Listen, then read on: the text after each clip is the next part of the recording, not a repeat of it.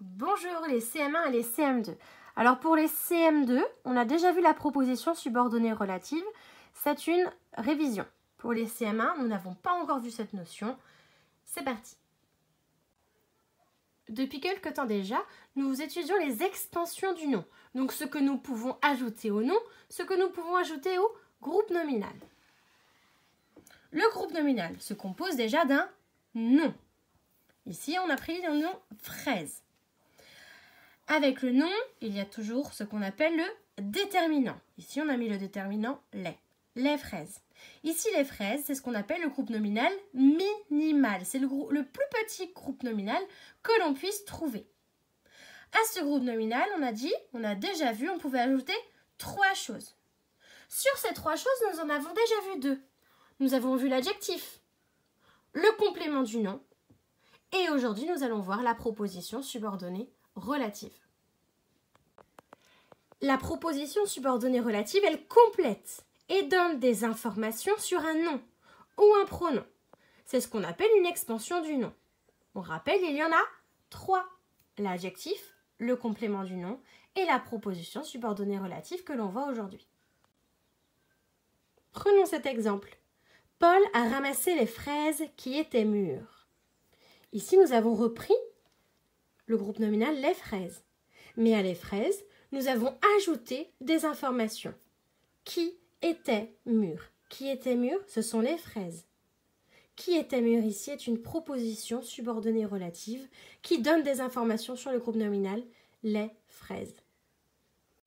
Une proposition subordonnée relative peut être remplacée par un adjectif et vice-versa. Un adjectif qualificatif peut remplacer une proposition subordonnée relative. Regardez ici. C'est un enfant malin. C'est un enfant qui est malin. Qui est malin est une proposition subordonnée relative. Elle donne des informations sur l'enfant. Une proposition subordonnée relative peut être aussi supprimée. Paul a ramassé les fraises qui étaient mûres. On supprime la proposition subordonnée relative, on cherche si cela a du sens. Paul a ramassé les fraises. Si cela a du sens, c'est sûrement une proposition subordonnée relative. C'est un enfant qui est malin. On essaie de la supprimer et on regarde si le reste a du sens. C'est un enfant.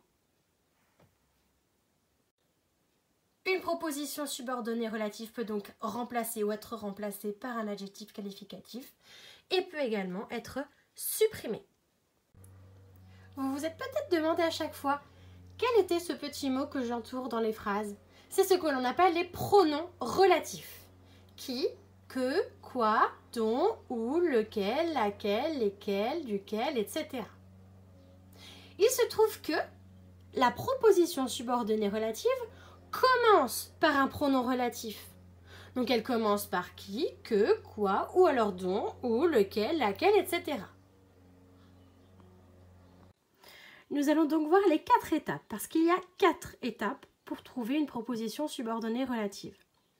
Comme nous avons dit tout à l'heure, déjà, nous allons commencer par chercher un pronom relatif.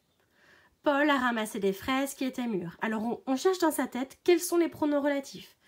On doit prendre la liste par cœur. Qui, que, quoi, dont, où, auquel, lequel, duquel, etc.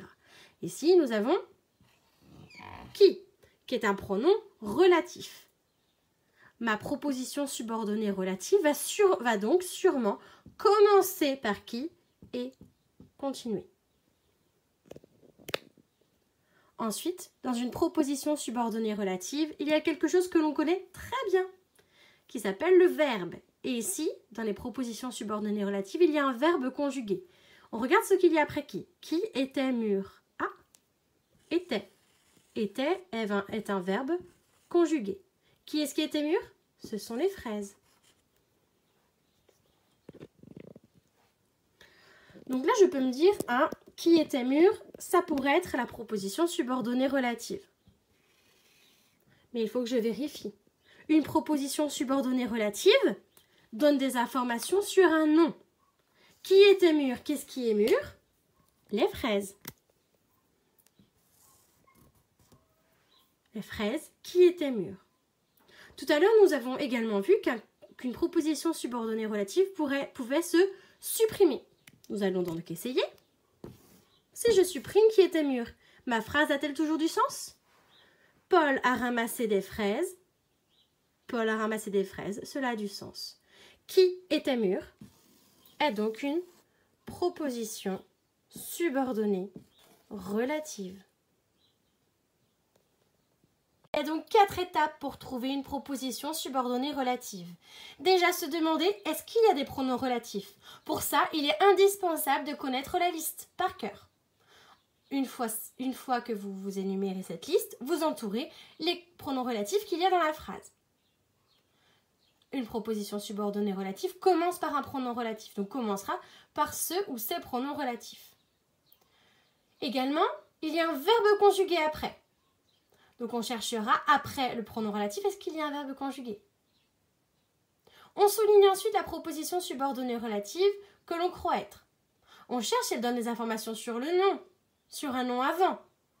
Sinon, ce n'est pas une proposition subordonnée relative. Une proposition subordonnée relative, à la base, est pour donner des informations sur un nom. Et nous allons essayer de la supprimer. Si ma phrase a toujours du sens, c'est une proposition subordonnée relative. Si elle n'en a pas, c'est qu'elle n'en est pas une.